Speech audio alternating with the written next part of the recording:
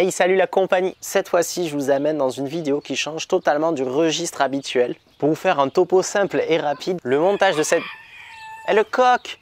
Le montage de cette vidéo est déjà terminé, mais je vais vous raconter un petit peu comment j'ai fait pour me retrouver ici. Et il y a environ 3 mois, une pensée n'a fait que cesser de revenir. C'est que ma mère ne m'a jamais rien demandé qu'une seule chose, c'était de lui sculpter un totem. C'est une pensée qui m'est revenue régulièrement. Punaise, elle m'a demandé quelque chose, je lui ai jamais fait parce que j'étais tout le temps dans mes préparatifs de voyage et d'aventure. Et au bout de 2 mois, que cette pensée ne faisait que revenir régulièrement dans ma tête, j'ai pris tout simplement une décision. À mon boulot, ça se passait pas forcément bien et je me reconnaissais plus dans un travail, dans une société qui en fait me convient pas.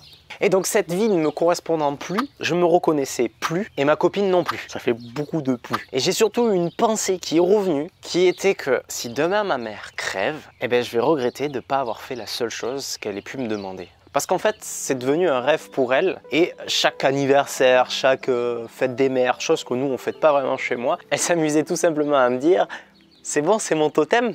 Alors voilà, je donne ma démission, je quitte Grenoble, je façonne un mini totem en pâte à modeler que je mets dans un bocal et je me ramène ici. Alors la suite, je vais vous laisser la regarder, mais quelque chose qui n'est pas dans la vidéo après, c'est que quand je suis arrivé, j'étais arrivé avec un cadeau pour mon père et un cadeau pour ma mère, qui était du coup ce petit totem. Et quand j'ai posé ça sur la table, on est d'accord qu'un truc qui fait 10 cm 15 de haut, c'est pas un totem. Et le premier truc qu'elle m'a sorti, ne sachant pas ce que c'était, elle m'a demandé tout simplement, est-ce que c'est mon totem? Et là, j'ai compris que j'étais là pour de bonnes choses. Alors, fini les histoires et bon visionnage. Ok, donc 8 heures de route plus tard, me voilà enfin arrivé. Je suis en bas du village, je vais éteindre les phares tout doucement pour pas me faire cramer. Alors, hop. Et j'éteins les phares. Non, ne me dis pas qu'ils sont en train de dormir. Il y a de la lumière dans la maison. Eh ben papa! Coucou, j'ai cru que vous étiez pas là, j'étais dégoûté. Il n'y a rien allumé. Elle est là, maman? On vient de rentrer juste, hein? De d'où? On était au cinéma. Attends, viens, viens. T'as pensé à ramener les affaires? C'est normal que ça... Ah, mais ça pique, hein, oh! C'est les cheveux? Mais j'en ai pas coupé. Ouais, mais à l'opinel, au pire, ça coupe mieux. Alors ça y est, aujourd'hui, c'est le jour J. On a peut-être trouvé l'agrume. Donc l'agrume, c'est le gros morceau de bois, le gros tronc avec toute son écorce qui va me permettre de faire le totem, le fameux totem. J'ai pas tout filmé jusqu'ici. On est parti à droite à gauche, donc que ce soit avec mon père, avec ma mère, au téléphone. J'ai peut-être appelé 5-6 personnes qui, je pensais, pouvaient m'aider à trouver ça. Parce que ben, on est entouré de paysans qu'on connaît très bien et ça a été très compliqué. Aujourd'hui, je vais aller voir donc quelqu'un que j'appelle Tonton Pierrot qui s'occupe de bois de chauffage. Il aurait peut-être une grume. Donc d'abord, on se requinque et après on file. Le départ, on va chercher la grume. Voici le personnage. Ouais, ça va. T'as pas, ça part. Allez, ma boule. Ça va, toi? C'est bon. Bonne année.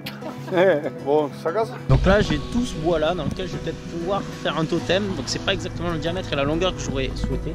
C'est assez difficile de trouver une grume. Celui-là, je disais, il me dit peut-être bien. Bah, ça a l'air d'être le plus... Ça va être le plus régulier. Le plus droit et...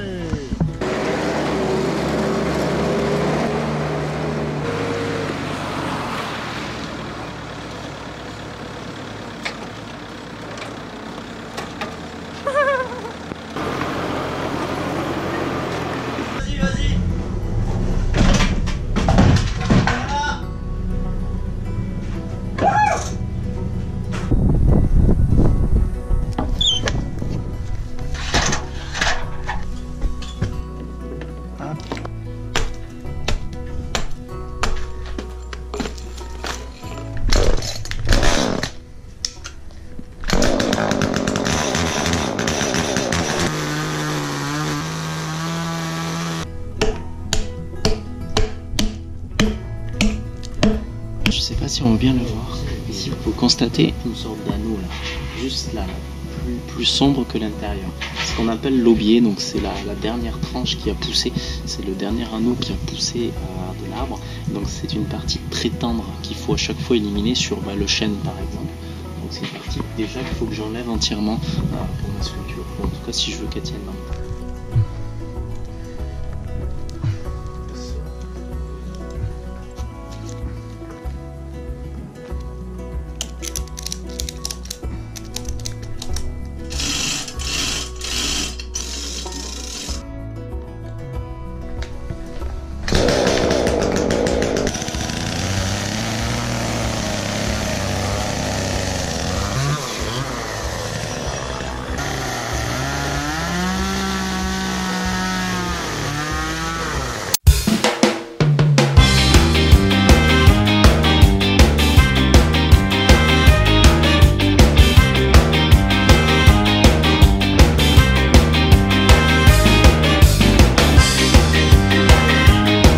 Parce que je trouve important de partager ce qu'on peut apprendre dans la vie. Pour tous ceux qui me suivent là, s'il n'y en a rien qu'un de vous qui pense que je sais exactement ce que je suis en train de faire, eh bien tu te trompes allègrement.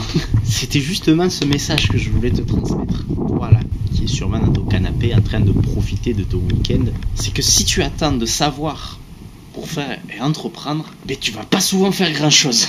Alors voilà, ça c'est un projet qui me faisait un petit peu peur, parce que je savais pas du tout dans quoi je mettais les pieds. Et en fait l'idée c'est j'ai ma tronçonneuse, j'ai mes écouteurs, je dessine à peu près là vite fait, et puis je tape dans la masse, et je me lance. Et en fait je pense que la vie ben, c'est comme ça en fait. Le résultat ne va pas être parfait, mais d'une, j'aurais essayé, donc pas de regret, et de deux, ben, c'est en faisant qu'on apprend, donc j'aurais appris. Et le prochain sera mieux que le premier. Et ainsi de suite.